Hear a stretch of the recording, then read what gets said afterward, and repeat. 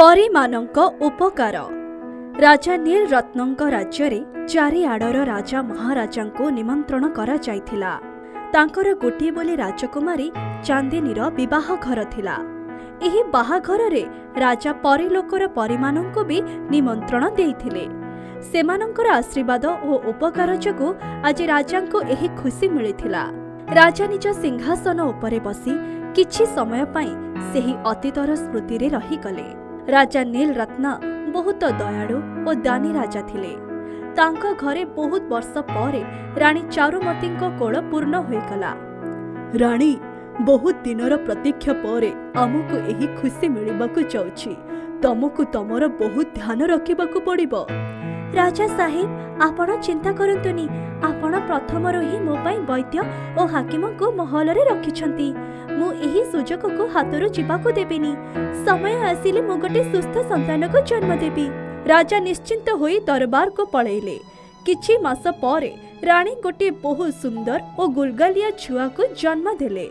राजा छुआटी को कोल को नहीं जाई भाव प्रवण होई गले। तांको नामकरण करागला तो पूरा राज्यर लोकन को निमंत्रण करागला। महाराज, सब लोकन को निमंत्रण दिया हे जाईछि। आपण थरे देखि नियंतु, काले काहा को छाडी तो दिया जायनी। आपण ही देखि नियंतु। हां, परि लोक को निमंत्रण करिबा को जेमिति भूली न जाओ। बड़ धूमधाम र सह राजकुमारींकर नामकरणर उत्सव पालन करागला। सेतिकी बेले हठात केते सबु परी आकाशरे ओल्हाइले और निज पर को संभाली कुनी छुआटी पाखरे पहुंची जाई गोटे परी कहिला, हे कुनी छुआ, तमे सब बेले जह्न परी निज आलोक को वितरण करिबो। तमटु सुंदर केहि भी नाहंती। तमे गोटे थर निज बापांको मृत्यु मुखरु टाणी आनिबो। द्वितीय परी, तम नील आखिरु बहुथिबा प्रत्येक लुह मोती होइछिबो आ तम हस समस्त को कांदिला मुहरे हस आनिबारे सक्षम हबो। तमे विवाह कोनसी राजकुमारक सह न होई अत्यंत साधारण मनीष सहित हबो। सब परिमाने तांको ना चांदिनी रखिले। सब परिमाने जेमिति आसीथिले सेमिति ही पळेइले। शेष परीर आशीर्वाद सुनिकी राजा रानी चिंतित होई गले। किंतु जेमिति जेमिति समय बीतीगला से शेष कथा भूली गले। राजकुमारी चांदिनी धीरे धीरे बड़ हेई गले। रानी तांका आखिरु बहुथिबा लुहर गोटे गोटे मोती को संभाली के रखी देले। जेमिति ही से बड़ होउथिले, प्रकृतरे तांकर हस हस मुह समस्तंकर कांदिला मुहरे हस फुटाई आणुथिला। राजा नील रत्न एबे बुढ़ा हेई जाइथिले। गोटे दिन सकाळु तांका देह भल लागु नथिला। झियो, मु गला परे ए राज्यर सब दायित्व को तते ही बुझिबाकु पड़िबो। सेथि पई तते जह भी बुझिबार अछि समय देखिकि मो ठारु नै जा। बापा, तमे एमिते कथा काहे कि कहूछो? आमको बहुत वर्ष जाए तमर छत्र छायर आवश्यकता अछि। समय आसिले ही मु निजे ही आपन को पचारि नेबी। राजकुमारी, खराब समय केबे भी हेले काहाकू एते दिन पर्यंत देई न थाई झियो।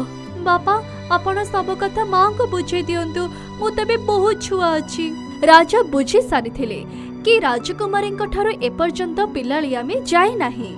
से कलम उठेले आ गोटे कागजरे राजकुमारींकर जन्म हेबा ठारो आरंभ करिकि एपर्यंत सब कथा लिखिदेले। एहा सहित राज्य चलेबार गुण रहस्य सब किछि लिखिदेले। राजकुमारी निज घोड़ा उपरे बसिकी जंगल को शिकार करबा को गले तो तांको गोटे बहुत सुंदर हरिणर पीछा करी करी बहुत दूर को पळेले। हठात तांको मने पड़ीगला कि तांकर राज्यर सीमा बहुत पछरे रही गला। तो सी विचलित तो हेई गले। आजिर दिन बहुत खराब थिला। गोटे भी शिकार तो हाथ रे लागिलानी आ एबे संध्या भी हेबाको आसिलानी। एबे से पछको बोली ही थिले कि तो से हरिण को निज सामने रे ही पाइले। राजकुमारी जोरे चिले के कहिले, ओ ये तो मोर सामना को आसी गला। से जेमिति ही निज धनुरे तीर को छाड़ीबा को लागिले। से ही हरिणटी डिया मारी मारी तांका पाखो को आसी गला। राजकुमारी, मते मारी के आपण को कोन मिलेमो? तमे किए और तमे मणिसर भाषा को केमिति जानिछो? अरे आपण तो आपण को तीर को हटांतु, ताहाले जाई तो किछ कहिबी। राजकुमारी तीर को हटे कि निज जागारे रखी देले आ घोड़ारे ओल्हेई पड़िले। हां, कुह, कोन कहिबा को चाहुछो? मु गोटे जादूगर अटे। जेते बेले मु गोटे पक्षी को शिकार करिबा पई लक्ष्य रखुथिली, सेही समय रे जणे ऋषि आसिले। सीए मते आगो को जीवा पई रास्ता पचारिले आउ पानी मागिले। हेले मो शिकार को हातरो जीवाको चाहू नथिली सेइथि पाए मो किछि भी कहि परिलिनी आ ना तांको पानी भी पियाई परिली क्रोधरे आसे जाई सी मते पशु हेबा को अभिशाप देई देले। ओ एहा तो बहुत खराब हैला तुम सहित हेले अभिशाप रो बाहरिबा पई त किछि रास्ता त थिबो ना। हां मो तांको क्षमा मांगेली तांको पाद तळे पड़ी गली किंतु सीए मते सेई अवस्था रे ही छाड़ी के पळेले मो तो हरिण रे बदली जाईथिली आउ निजर ए दुर्भाग्य ऊपर कांदुथिली सेते बेले गोटे परिमानकर दळ मो सामने रे आसिके छिड़ा हे गले आउ से माने कहिले देखो आमे तमरे ए असुविधा को देखि पारिलुनी सेइथि पाही आमे तम पाखो को आसीछु तमे तो बहुत बड़ भूल करिछ आमे तो सही अभिशाप को बदलाई परिबनी हां किंतु किछि कम करि परिबो। पाखा पाखे 18 वर्ष परे गोटे बहुत सुंदर राजकुमारी आसीबे जहार जन्म कांदिला बालक हसेबार ही होईछि आमे समस्ते सेइठु ही आसीछु सीए ही तुमको रक्षा करिबो जदि तमे कोनोसी मरुथिबा लोक को निज जीभरे चाटिकी पंचाई दबो ताहाले जाय कि तमे अभिशाप रे मुक्त हेइ जिवो ताहार माध्यम भी सेही राजकुमारी ही हेबे। अच्छा मते ते एहा भी जणा नाही कि से राजकुमारी किए अटंती कोन तमरो सेही व्यक्तित्व भଳି केही बेहेले जंगल रे मिलिलेनी जंगल रे तो केवल मरुथिबा लोक ही मिलंती तांको के मारे के फोपाडी दियंती नहले जीव माने मारी दियंती। अच्छा एबे तारे तमे मो सहित चलो मो राज्य रे केही ना केही भी असुस्थ रे मरुछंती आसा मो सहित ये सेही राजकुमारी तो नहंती जहा विषय परिमाने मते कहिथिले। ठीक अछि आपण आगे आगे चलंतु मो पछे पछे जाउछि। राजकुमारी जेते बेले महल रे पहुंचिले तो हरिण भी तांको पछे पछे आसी गला चलो मु तुमको मो बगीचा रे छाड़ी देबी तमे सेठी ही रहिबो सेठी तम जीवन प्रति किछि भी विपद रहिबनी पोखरीर पानी पीबो और फळमूल खाइबो। राजकुमारी जेते बेले हरिण को बगीचा रे छाड़ी के आसिले और महल रे प्रवेश कले तो चारिआडे पाटी ही सुभा जाउथिला वैद्य और हाकिमंकर डाक सुनी से चिंतित होई गले। मां कौन हैला सब किछ ठीक अछि तो नाही तो बापांकर देह भल नहीं राजकुमारी एते के कहि कि से खूब जोरे कांदिबा को लागिले। मां तमे चिंता करनी मु एबे ही देखुछि। राजकुमारी जेते बेले नीलरत्नक कक्ष को गले तो राजा बेहोश अवस्था रे आंखें बंद करके पड़िथिले आ चारिपटे वैद्य और हाकिम हाथ बांधि के छिड़ा होइथिले। वैद्य आज्ञा कौन हेछि बापा को? राजकुमारी आमे सकाळु तो सब प्रकार उपचार करिके थकी गलुनी हेले राजांकर ज्वर तो ठीक होबार ना ही नौनी बुझ ही पड़ुनी कि उपाय करा जिवो दया करके आपण समस्ते विश्राम करंतु मु एठी अछि। राजकुमारी निज बापांक मुंडरे हाथ रखिले तो सीए आखि खोलिले आ कहिले राजकुमारी लागुछि मोर शेष समय आसी गला। नाई बापा मु जानिछि तमर चिकित्सा कौन हबा दरकार मु एबे ही आसुछि। राजकुमारी दौड़ी जायके बगीचा भितर को गले तो से देखिले हरिणटी बड़ आराम रे पानी पिउथिला। हरिण मु जानि नथिली कि तम आसीबार लक्ष्य ही मते ही विपदर बाहर करबा ना एटा तम निजर उद्धार। एबे चलो राजा माने मो बापा निजर शेष निश्वास नेउछंती। एतेके सुनी कि हरिणटी राजकुमारी पछे पछे चली चली महल रे राजांक कक्ष रे पहुंची गला। रानी चारुमित्र एहा देखिकी आश्चर्य होई गले। हरिण राजांकर पाद को चाटिबा आरंभ कला। राजकुमारी सेठी ही बसिथिले सेतिके बेले तांकर दृष्टि कोनोसी गोटे जिनिस फड़फड़ होउथिबार देखा गला। हरिण पूरा राति निज जीभरे राजांकर पाद को चाटू ही थिला और राजकुमारी सेही पृष्ठ को पढ़ुथिले। पढ़ु पढ़ु तांको आखि खोला को खोला रही गला कारण तांकर नामकरण दिन आसीथिबा परिमानंकर सब वरदान विषय रे लेखा होइथिला। से बुझी गले कि एही हरिण सेही विषय रे ही कहूथिला। सकाळ 4टा बेले राजा निजर आखे खोलिले आ उठिके कहिले अरे राजकुमारी तमे सोई न कि औ एते सुंदर हरिण कोठु आसिला। हरिणटी 2 थर मुंड को उठेला आ गोटे सुंदर युवक रे परिवर्तित होई गला। राजांक सामने रे हाथ जोड़ी के कहिला हे राजा मु राजकुमारी चांदिनी को पाई आज मु मोर प्रकृत रूप को आसी गली। मो ना नवुसटे मु केते वर्ष हबो जंगल रे बुलुथिली आज मु अभिशाप मुक्त होई गली। मु किछि बुझी पारिलिनी। राजकुमारी राजांक निकटरे जंगल रे घटिथिबा सब घटना गुड़िक विस्तृत रूप रे वर्णना कले। राजा कहिले सबु किछि सेही जोग ही अटे आज जदि तू जंगल को शिकार पाई जाई न थांतु ताहले ए दुईटी बड़ कार्य हेई पारि न थांता। नहुस तमे मते गोटे नुआ जीवन देइछ, एहा बदଳରେ मु तमको किछि दबाको चाहुछि। महाराज मते किछि भी दरकार नाही, आपण ठीक हे गले और मते मो निज रूप मिली गला, आउ बा मते कोन दरकार। रानी कबाट पाखरु बाहर को आसी कहिले, हे राजा आपण को सुस्थ हेबार देखि मोर सब दुख पळेला। नहुस को तो मु एमिति अमूल्य उपहार देबी जेउथिरे से निजर पूरा जीवन आराम रे बिताई परिबो। मु एबी हसुछि। रानी चारुमित्रा जेते बेले फेरिके आसिले तो तांको पछरे दुई दासी थिले जहांको हातरे मोतीरे भर्ती होइथिबा दुईटी थाळी थिला। नहुस मु राजांकर स्वास्थ्य को नेकी सकाळ ही बहुत व्याकुल थिली। तमर एही उपकार पाई मु तमको किछि भी देई परिबिनी, किंतु एही कुहुक मती परिमानंकर ही उपहार अटे। याको नै जा और निज जीवन को सुखरे बिताओ। राजकुमारी चुपचाप बसिके सुनुथिले और कहिले, माँ और बापा मते आपण दी जण को किछि मागिबार अछि। हो हो कह झियो, तोर ही तो सब किछि अटे। मु नहुस को विवाह करबा को चाहुछि। सेते बेले आकाश रे बिजुली मारिला और जेउ परी चांदिनी को एही कथा कहिथिला सी प्रकट हे गला। हे राजा जेते बेले परिंक द्वारा दिया होइथिबा सब आशीर्वाद पूरा हे गला सेते बेले तमे बहुत खुशी थिलो। मो कहिथिबा कथा भी सत हे गला। जहा हेबा को जाउथिबा ताको के बारो के परिबो, सत को किए टाळी परिबो। एइथिरे ही भलो हेबो कि आपण राजकुमारींकर बाहाघर पई प्रस्तुत होई जांतु। राजा और रानींकर ना कहिबार कोनोसी प्रश्न ही नथिला। परिमानकर वरदान तांको जीवनर सबुठु बड़ उपकार थिला। हठात से राजकुमारी चांदिनी और नहुस को आगरे देखे कि तांकर चेता फेरी आसिला और से दुई जण को आलिंगन करि पकाइले। कुहुक जाळ परी। बहुत समय पूर्वर कथा। कोनोसी राज्य रे गोटे जंगल पाखरे गोटे कुड़ियारे गोटे ब्राह्मण रहुथिला। ब्राह्मणर ना त्रिलोकनाथ थिला। त्रिलोकनाथ बहुत पूजा पाठ करुथिले। सेही राज्य रे गोटे बहुत शक्तिशाली राक्षस रहुथिला जहार ना जलासुर थिला। से बहुत निर्दयी और अत्याचारी थिला। से पूरा संसार रे शासन करबा को चाहुथिला। एथिपाई से लोगों को बहुत हैरान करुथिला। गोटे थर ता दृष्टि त्रिलोकनाथ उपरे पड़े। त्रिलोकनाथ सबु बळे निज घर बाहरे बसिकी पूजा और होम करुथिले। एहा देखिकी सेही राक्षस को बहुत राग लागे और सीए त्रिलोकनाथ पाखको जाए। अरे ब्राह्मण तू कहार पूजा करुछु? एबे तो तते मोर ही पूजा करिबा दरकार, कारण एबे मु ही तोर भगवान। तते मु जहा भी कहिबी तू सिया ही करिबु। अरे दुष्ट राक्षस मु तते डरेनी, मु एठी भगवान को पूजा करुछि। मो पूजा रे प्रतिबंध हेबा बंद कर आ एठारु पळै जा। एहा परे सेही राक्षस को बहुत राग लागे आउ से त्रिलोकीनाथ होमकुंड और पूजा सामग्री को निज कुहुक शक्ति बल रे छिनभिन कर दिए और पुणी जोर जोरे हसीबा को लागे। एबे मु देखिबी कि तू ए पूजा अर्चना केमिति करिबु।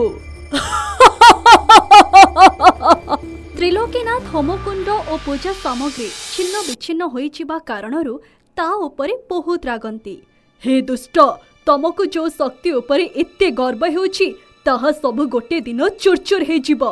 जल्दी ही तते मारिया वाला जने जन्म नेब आउ ता हातरे तोर मृत्यु निश्चिंत। ता हातरु तू बंची पारिबुनी। एई संसार रे मु काहाको भी हेले जन्म नेबा को देबिनी। सबु छुआंको जन्म हेबा पूर्वरु मारी देबी आउ तापरे से मते कोन मारिबो। तापरे सेही राक्षसटी कोनोसी छुआ जन्म हेबा क्षणे ही ताको उठाई निए। गोटे दिन परिलोकरे गोटे परी जहार नाम रिहाना थिला। सी एका संगरे दुईटी जाण छुआंको जन्म दिए। सेही दुई जाण छुआ बहुत सुंदर देखा जाउथिले। जेतेबेले सेही राक्षस को एहा जणा पड़े कि परिलोकरे की जणे परी गोटे जाण छुआ को जन्म देइछि, सेतेबेले सेही राक्षस सेही जाण छुआंको मारिबा पई परिलोकरे पहुंची जाए। जेतेबेले सेही परी रिहाना सेही राक्षस को निज जाण छुआंको पाखरे देखे तो बहुत डरी जाए। ए राक्षस निश्चिंत भाबरे मोर जाण छुआंको मारिबा को आसीछि। मते बे ही दुष्ट ठारू मो छुआ मानको बंचेबार अछि। सेतेबेले तार सेही जाण छुआ झोलणारे झुलुथिले। पुणी परी रिहाना झोलणार चारिपटे कुहुक शक्ति द्वारा सुरक्षा कवच बनै दिए। पुणी जेमिति ही सेही राक्षस तार जाण झील को उठेबा पाई आगो को बढ़े सेतेबेले ताको बहुत जोरे झटका लागे जहा फलरे से दूर को जाई पड़ी जाए। अरे जेतेबेले भी मु एही छुआंको पाखको यांको नबाको जाए मते हठात झटका काहे के लागुछि।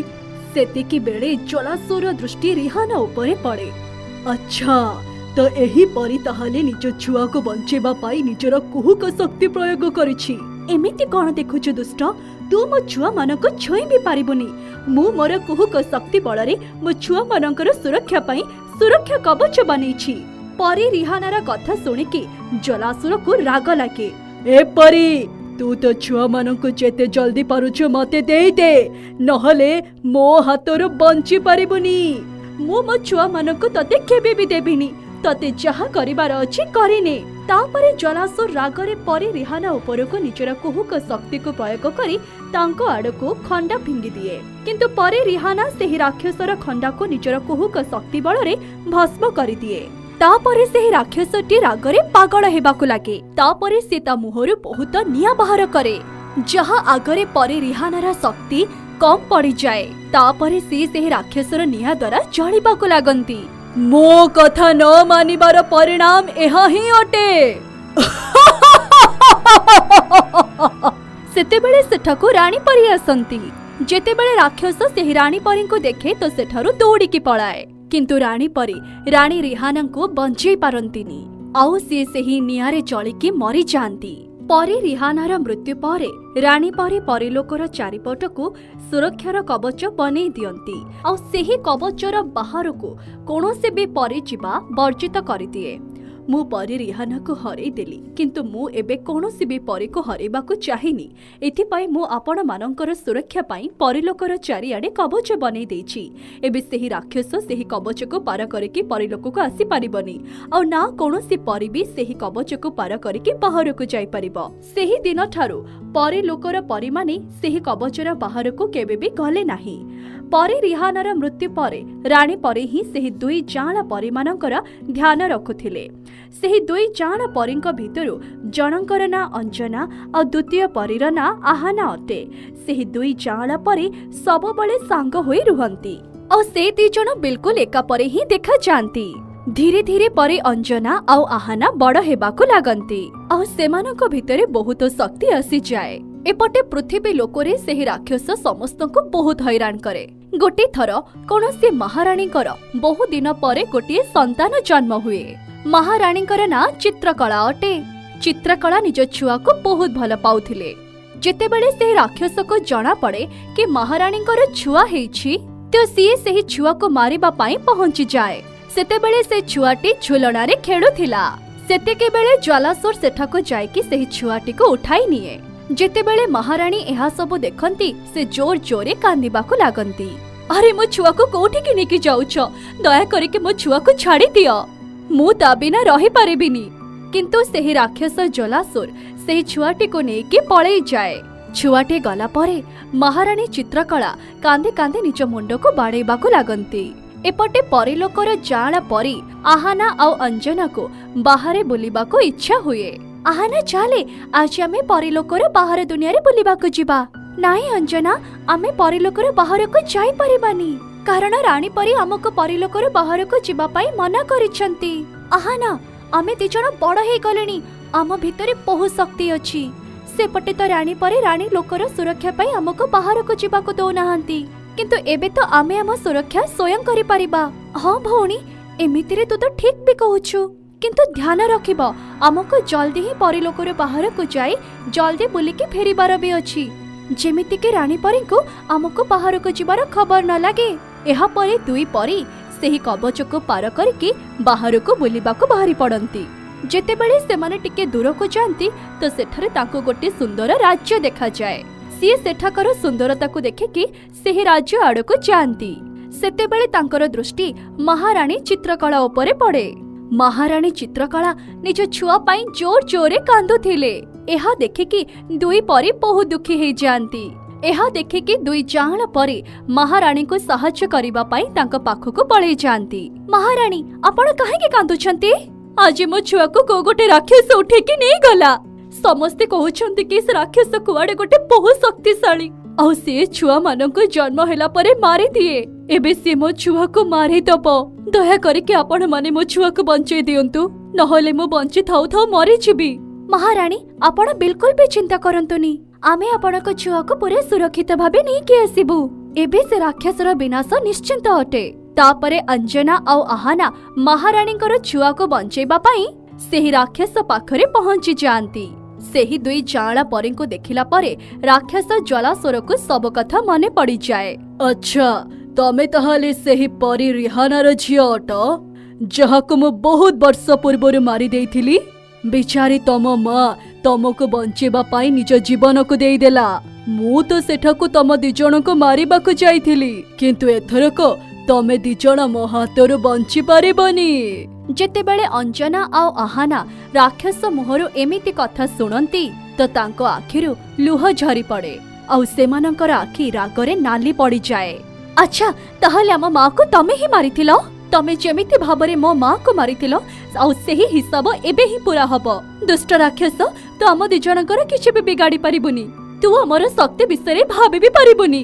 ଆମେ ଦୁଇ ପରୀ ଏଠାକୁ ତୋର ଅନ୍ତ କରିବାକୁ ଆସିଛୁ। ଏହା ପରେ ଦୁଇ ଜାଆଁଳା ପରୀ ନିଜର ଶକ୍ତି ସାହାଯ୍ୟରେ ସେହି ରାକ୍ଷସକୁ ମାରି ଦିଅନ୍ତି ଆଉ ମହାରାଣୀଙ୍କର ଛୁଆକୁ ସେହି ରାକ୍ଷସ କବଳରୁ ବଞ୍ଚେଇ ନିଅନ୍ତି।